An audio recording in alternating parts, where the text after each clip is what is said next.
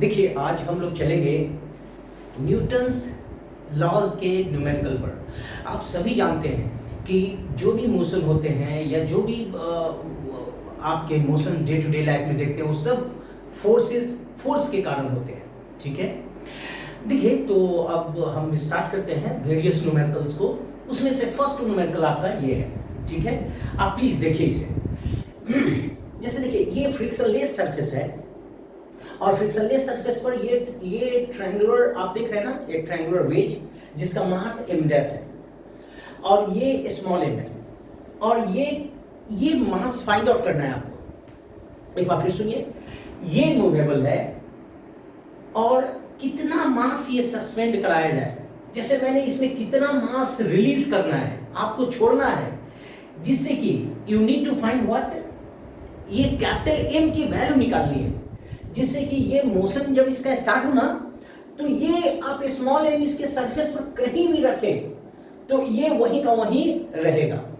मतलब वो इसके रेस्पेक्ट में इसका मोशन नहीं होना चाहिए, है ना। जैसे मान लीजिए कि ये इसको मैंने रिलीज किया, एक m मास ऐसा लिया जिसको रिलीज किया और उसी के सपोज कीजिए इस स्मॉल m को मैंने रख दिया है, ठीक है, और तब इसको रिलीज किया तो ये स्मॉल m वहीं का वहीं पड़ा रहेगा, है ना।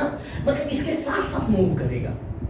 इन दोनों के बीच में मोशन नहीं होना चाहिए, रिलेटिव स्लिपिंग नहीं होनी चाहिए, रिलेटिव मोशन नहीं होना चाहिए। मतलब कैपिटल M डैश के रिस्पेक्ट में स्मॉल m का मोशन नहीं होना चाहिए आपका।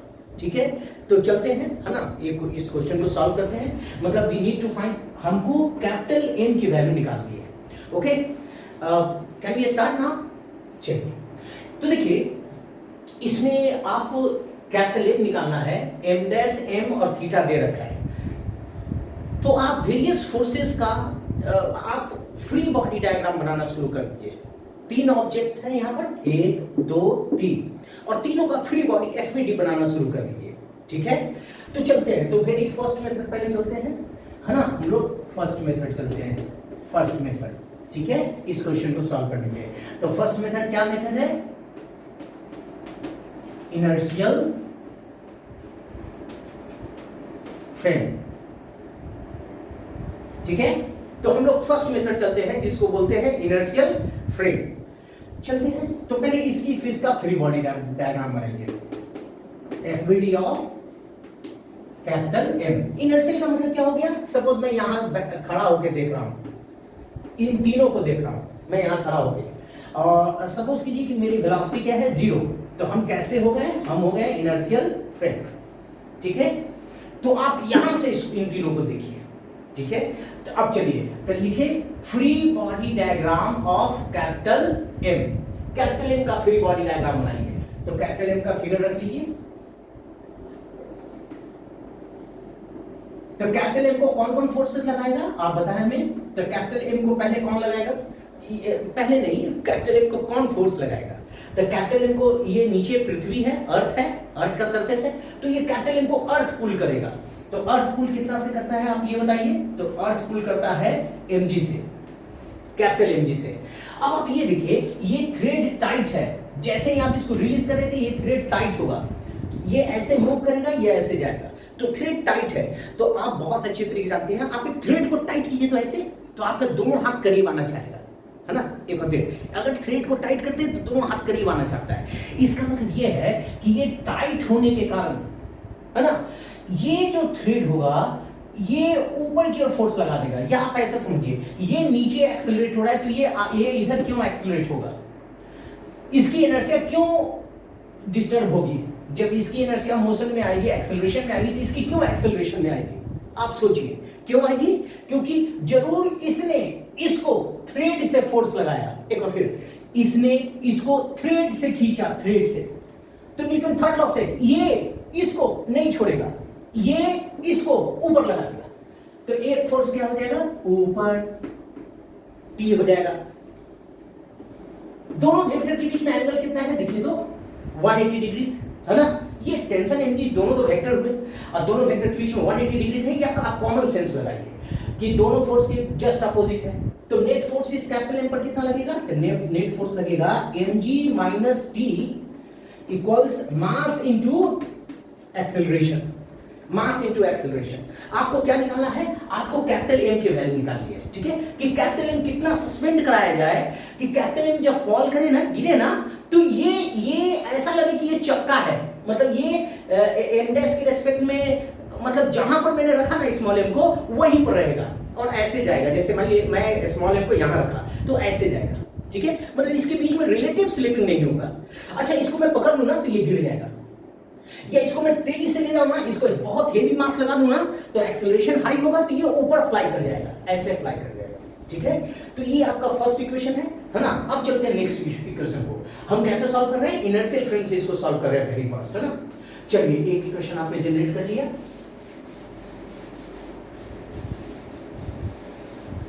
ठीक है, एक इक्वेशन हो गया। अब चलिए अब इसका फ्री बॉडी डायग्राम बनाइए ना, free body diagram of M dash plus M का। तो चलिए एम डैश प्लस एम का फ्री बॉडी डायग्राम बनाते हैं। ये एम डैश है, ये एम है और ये है T.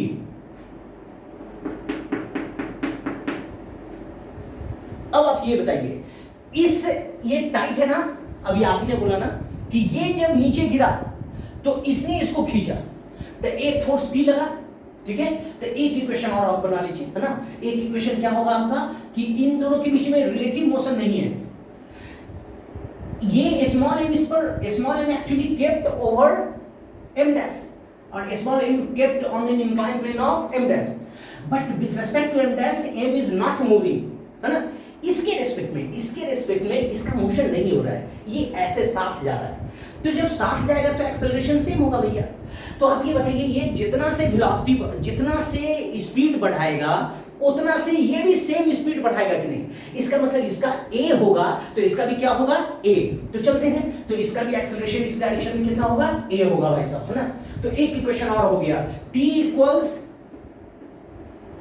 Equals m dash plus m into a, है ना। हमें क्या निकालनी है, हमें कितना सस्पेंड मास को रिलीज करना है, कितना एम को रिलीज करना है, छोड़ना है, जिससे कि ये दोनों का मोशन ना हो, ठीक है। चलिए, तो ये 2 इक्वेशंस आ गया। कितने अननोन्स हैं आपके, देखिए, एक एम है, एक टी है, एक ए है, 3 अननोन्स हैं। तो आपके 3 इक्वेशन जनरेट करने पड़ेंगे। तो 2 तो हो गया आपका, एक और जनरेट कर लीजिए। तो एक किसका जनरेट करेंगे, तो नाउ नेक्स्ट, तो अब free body diagram of M का बना लीजिए, मतलब एम पर जो जो फोर्स लग रहे हैं उसको आप दिखा दीजिए। तो एम पर कौन कौन फोर्स लगेगा, तो आप ऐसे कर लीजिए, ये एम डैश है, ओके ना, यहां पर एम है, ओके राइट। अब आप ये देखिए, मैं यहां से खड़ा होकर देख रहा हूं, दूर से देख रहा हूं, ठीक है। तो आप ये बताइए, एम पर कौन कौन फोर्स लग रहा है भैया, तो एम पर एक अर्थ लगाएगा, तो अर्थ कितना लगाएगा, mg, और ये सटे हुए हैं, देखिए ये दोनों आपस में सटे हुए हैं, तो सटे हुए हैं तो एक फोर्स जरूर लगेगा भाई साहब, है ना। ऐसे बढ़ा दीजिए आप, ऐसे ऐसे एक्सिस ऐसे खींच दीजिए, जनरली ऐसे ही एक्सिस ली जाती है। अब आप ये देखिए, एक एन ऊपर लगेगा आपका, एक नॉर्मल कांटेक्ट फोर्स होगा, तो आप कॉमन सेंस लगाइए, है ना। और पिछले क्लास में हुआ था ना, इसको ऐसे वर्टिकली बढ़ा दीजिए। तो आप ये देखिए, ये थीटा होगा, तो ये हमने पिछले लेक्चर में किया था कि ये भी थीटा आया था हमारा, ओके भाई साहब। अब आप कॉमन सेंस लगाइए, ये भी थीटा होगा, राइट। अब हम जरा चलते हैं आगे, तो एन का ऊपर की ओर इफेक्ट कितना होगा आप बताइए, तो एन का ऊपर की ओर इफेक्ट होगा एन cos थीटा, ठीक है। एन का इधर की ओर इफेक्ट कितना होगा आप बताइए, एन sin थीटा, है ना। चलिए, मतलब ये इंक्लाइन प्लेन एम डैश जो है वो ऐसे फोर्स ऑपरेट करेगा, अर्थ डाउनवर्ड फोर्स ऑपरेट करेगी, तो एन का ऊपर की ओर एन cos होगा और एन का हॉरिजॉन्टल कितना होगा, एन sin। मतलब ये वेज जो होगा, ये ट्रायंगुलर जो आप मूवेबल प्लेन बोल रहे हैं, इंक्लाइन प्लेन बोल रहे हैं, वो इधर की ओर एन sin थीटा लगाएगी। अब आप ये बताइए, ये दोनों कितने से भाग रहे हैं, कितने एक्सेलरेशन से भाग रहे हैं, कितने मैग्नीट्यूड ऑफ एक्सेलरेशन से भाग रहे हैं, ए से। तो आप इसका इक्वेशन बना लीजिए। तो एक इक्वेशन आपका क्या आ जाएगा, मैं यहां पर लिख रहा हूं, ठीक है, एन sin थीटा है ना, n sin theta, n sin theta equal to कितना हो जाएगा, इधर हॉरिजॉन्टल है ना ये फोर्स, और देखिए और भी कोई फोर्स हॉरिजॉन्टल नहीं है आपका, तो हॉरिजॉन्टल फोर्स है तो इसको क्या लिखेंगे, मास इनटू एक्सेलरेशन। तो ये आपका थर्ड इक्वेशन हो गया। नाउ एक इक्वेशन और आपका बच रहा है, ये देखिए ये ब्लॉक जो है ये एकदम बाई हाइट पर, सपोज कीजिए इसकी हाइट है h, अब क्वेश्चन क्या कर रहा है, ये just actually small m is kept over the m dash and it is found that the relative motion between m dash and m is stopped, है ना, there is no relative motion between m dash and m, मतलब इसके m dash के respect में इसमें कोई हलचल नहीं हो रहा है, ये दोनों both are moving together with the same acceleration, दोनों a से भाग रहे हैं। तो आप एक और इक्वेशन आप बना लीजिए भाई साहब, तो एक देखिए इसका वर्टिकल मोशन तो नहीं हो रहा है, ना ही ऊपर जा रहा है ना ही नीचे जा रहा है, ना ही सिर्फ इधर की ओर a से जा रहा है, जो कि सेम मैग्नीट्यूड ऑफ एक्सेलरेशन है m डैश के रिस्पेक्ट में। तो आप ये बताइए एक n cos थीटा होगा,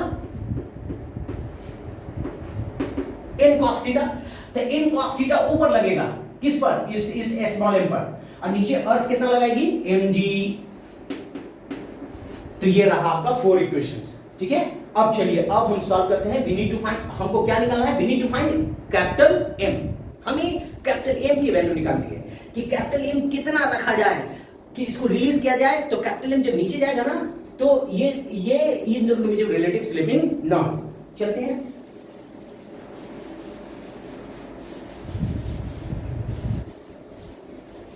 चलिए भाई अब देखिए इन दोनों थर्ड और फोर्थ से क्या आ जाएगा आपको,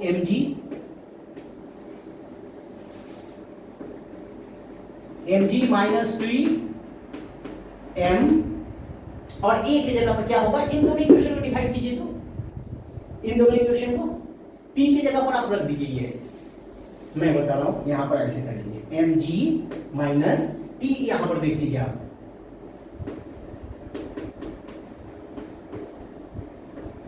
ओके, मास इनटू एक्सेलरेशन। अब आप m को कॉमन ले लीजिए क्योंकि m को हमको निकालना है,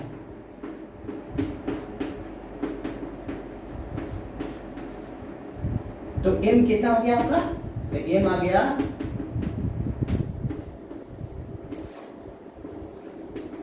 ये, ओके, यहां तक क्लियर है।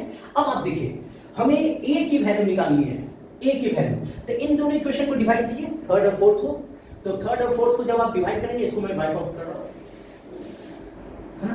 अब देखिए इसको डिवाइड कीजिए थर्ड बाय 4 को, तो थर्ड बाय 4 को आप डिवाइड करेंगे तो क्या आ जाएगा, तो n कैंसिल हो जाएंगे, तो tan theta equals m cancel हो जाएंगे, तो a बाय g होगा, तो a इक्वल्स टू क्या आ जाएगा इस इक्वेशन से, a इक्वल्स टू आ जाएगा g tan थीटा। अब आप इसमें रख दीजिए, तो इसमें रख दीजिए, इसमें g tan थीटा, फिर इसमें रख दीजिए, ये a हमने निकाल लिया अभी, है ना, g tan थीटा। इसको फर्दर आप सॉल्व कर सकते हैं, g कॉमन लेके कैंसिल कर दीजिए, तो ये आ जाएगा cot थीटा माइनस 1, ओके। तो आप ऐसे चलिए, है ना, मैंने इस क्वेश्चन को इनर्शियल से सॉल्व किया, now we are going to start with non inertial, okay. Non inertial means with respect to m dash, now I am solving, okay, ऐसे। तो ये क्वेश्चन आपके बेसिक है, ये सब क्वेश्चन, ठीक है, जो न्यूटन्स लॉ से रिलेटेड है, इसमें कोई मैंने फ्रिक्शन इन्वॉल्व नहीं किया, सारे सरफेसेस क्या थे, स्मूथ। और अभी जस्ट हम स्टार्ट करेंगे after completion of what numericals belonging to Newton's laws of motion, we will going to start what friction, है ना, प्लीज देख लीजिए।